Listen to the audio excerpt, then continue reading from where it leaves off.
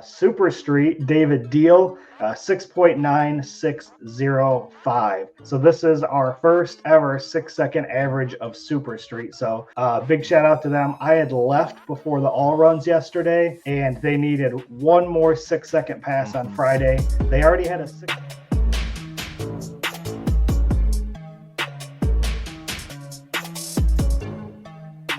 Welcome to the episode for 6/21/2025 of the Drag Drive Repeat News presented by Summit Racing. Y'all, today I'm really excited about the show today. DeatschWerks, let's talk about some of this stuff here. DeatschWerks is the leading manufacturer of high performance fuel system components and the official fuel delivery of Drag Drive Repeat.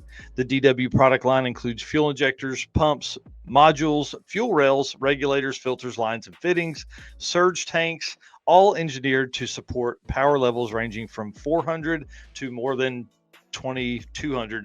But we saw one the other day for a GTR at 3000 horsepower that they're working on right now. Since its founding, DeatschWerks has been committed to delivering quality, innovation, and precision to the automotive performance industry. Every DW product is built to maximize reliability and efficiency, and you just need to go buy it when you're looking for fuel stuff. Just go over there and buy it. We got to hurry because we're going to run out of time here. I want to talk about your experience at Six Summer, and then we're going to get into the Six Summer winners. Yeah. So tell us how much fun you had with your dad at Six Summer. Again, I'm so jealous, man. I think that'd be such a fun time. Yep, it was awesome. Started out on obviously Sunday, which was day 0, Father's Day. Him and I were there. You were there still. Wife and kids showed up, so that was a good day. Just wandered around, took some pictures. They got to their testing, stuck around for testing, and then we left that day. Went on day 1. I think we probably left our house about 7:30, 8 o'clock every morning. So obviously Byron's only like 30 minutes away, so that was pretty smooth. We got there, got parked. One of the things that we did differently from when you and I go is we stick around and stay from racing start till racing end. With some of the temperature and the heat, I didn't want to keep Dad out in the heat all day. So what we did is we got there, we stayed for probably about 3 or 4 hours, made it through about the first pass of most cars. I think I missed some in the morning and then some in the afternoon, but then we got on the road and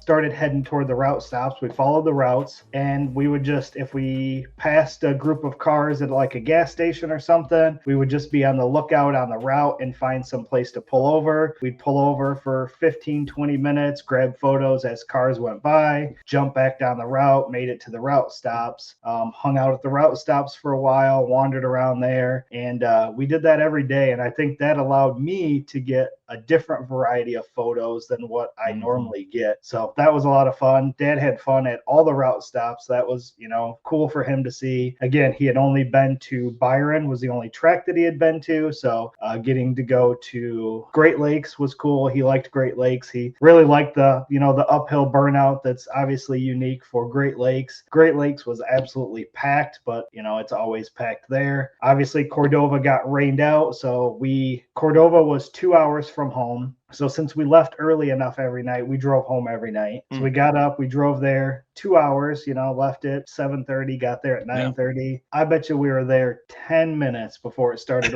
raining. So we got to wander around the pit. So you brought it. Yeah. He didn't get to see any racing at Cordova, but definitely got to see the track, and left there and went to, what was the route stop there? Poopy's was that day. So we went there. That place was packed, obviously, because it was rained out. So that's where everybody went. We had lunch there. Yeah. And then Tri-State was the farthest track for us, which was still only like 2 hours, 20 minutes or something. So still not horrible. Went to Tri-State and did all that, and came home and went to Byron to finish up yesterday. So again, all the route stops, we stopped on the side of the road and took pictures.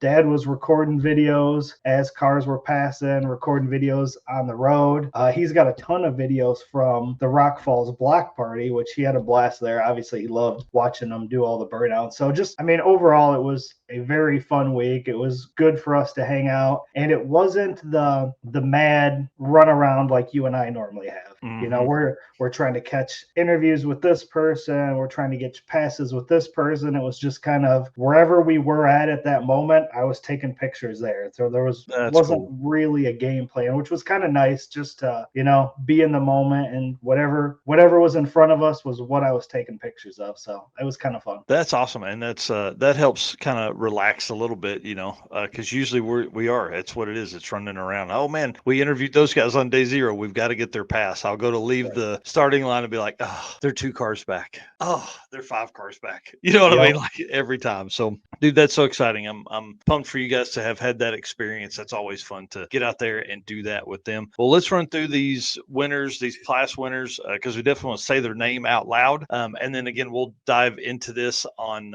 episode 111 when we'll talk about records and all that kind of stuff. I just didn't have time to put all that together last night. So, all right, DYO for 6 summer winner, Robert Hill with a .019 spread. Second was Brian Atwood with a .021 spread. Those guys went into day 5 in second and third. Wow. So pretty awesome to move up into first and second. So big shout out to them. Pro DYO was Ken Zachman with a .037 spread over Blake Mushin's .041 spread, which was just ahead of Rocco Diergo .044 spread. So, dude, the DYO stuff's crazy. Yeah, .037, .041, and .044. Very tight. Yeah, very, very tight. 6 street race, Cameron Alley, come on, team driven right there. 8.524, came from third to take the lead in that class, which is pretty awesome, over Brian Acton at a 8.527. Okay, are you hearing me? 8.524, 8.527. Randy Bellahar taking third with a 8.529 average. Dude, so 5 thousandths of a second separated, 5,000 average separated the top 3 in 6th Street race. Crazy. Yeah, very close. 6th Street 275. Mike, what is it, McCann? I kept hearing Derek calling McMahon, so that's what I'm going to use it as. Okay. Was leading going into the last day, finished with a 8.5305 over Jeremy Ortiz, obviously purple 240 with a 8.5315. So again, very, very close. And then of course, third place was Dean Anderson with an 8.538. Man, when I was talking to those guys up there, they wanted it so bad on day 1. Everybody stayed until the last round because they were trying to get all this stuff in. Gasser class winner Rick Reimars, one of the biggest groups of people out there, the Reimars family. Big shout out to them for all their hospitality. 10.1305 average out of the yellow Willys pickup truck. Yep. Another family that was all out there was the Grabiak. So hot rod class, congratulations to Riley Grabiak, 10.6805. Man, I love that car too.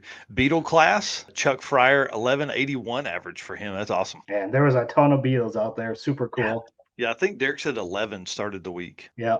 Sick Week Freaks. Again, this was your anything that wasn't an 8-cylinder electric, 4-cylinder, or 6-cylinder, which was our winner, Calvin Nelson with a 9.074. Yeah, and there's a whole bunch of stuff that breaks down within the Freaks, and we'll talk about those on episode 111. Rowdy Radio, Louis DeLeon of Fuel Tech out there winning with the first 4-second average of 6 summer Rowdy Radio with a 4.89 with a 6. Man, that's awesome. Yeah. Overall, naturally aspirated winner, Ken Cuttle Jr., which is his two-time winner now, with a 9.642 average. So there's 6 different classes within the naturally aspirated, which, again, we'll break all those down on that episode 111 when we talk about those. Yep. And then stick shift winner, Bob Gruber, 2-time winner of that class, 9.1078 average for him. Man, that car just absolutely gets out. Yeah, for sure.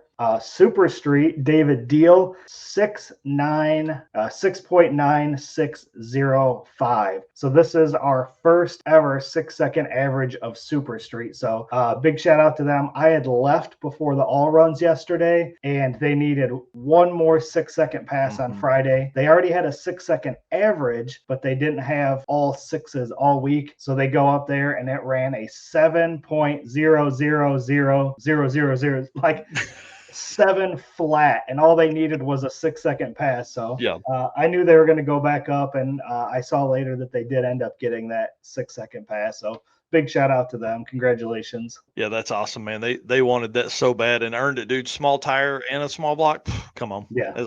Pro Street winner Michael Swindell, 8.564 for him. That was a great car to watch all week. Yeah. Modified was Dan Hirsch with a 8.6290. Yep. Heavy metal. This class was highly contested. I wrote an article about it on Friday morning. Man, it was crazy.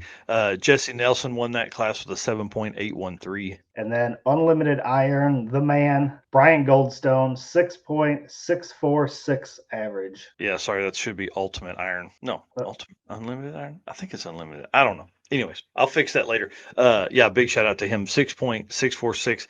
Barely missed the record that he set last year. So, unlimited Mark R Blaster with a 9.7 average for unlimited. Unlimited had a hard run this year. They're getting really pretty strict about what is in that class, and so you're seeing that class basically become to attrition. There was one guy that I think ended the week in the unlimited class, and that was Mark. Overall top 3, Bryant Goldstone with a 6.646 average. I'll let you finish out the other 2 there. It's pretty awesome. Yep. Steve Morris with a 6.919 and David Deal with a 6.96. Yeah, Those man. are your top 3. Congratulations to those guys. The Deals earned that, dude. They've wanted that for years now, and they finally got it. So, all right. Well, let's move on to Card Change 3D because I really want to talk to Ken and Tom, which are going to be on here. I would say in about 10 minutes is what it's going to take us to run through this. So, Again, thank you to all of our race car friends, everybody that came up and talked to Dad and I at Six Summer. Again, everybody that I talked to at Mega Week, which was just like a week ago as well.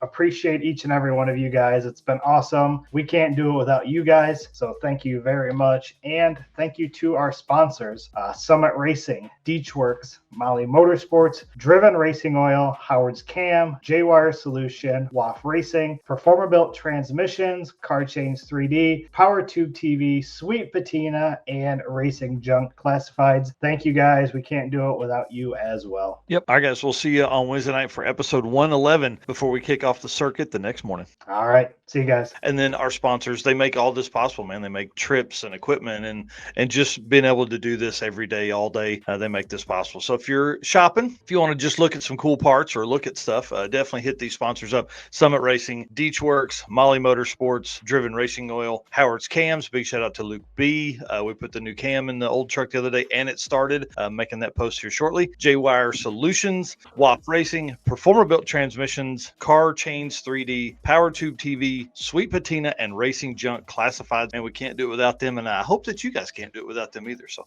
we'd appreciate that.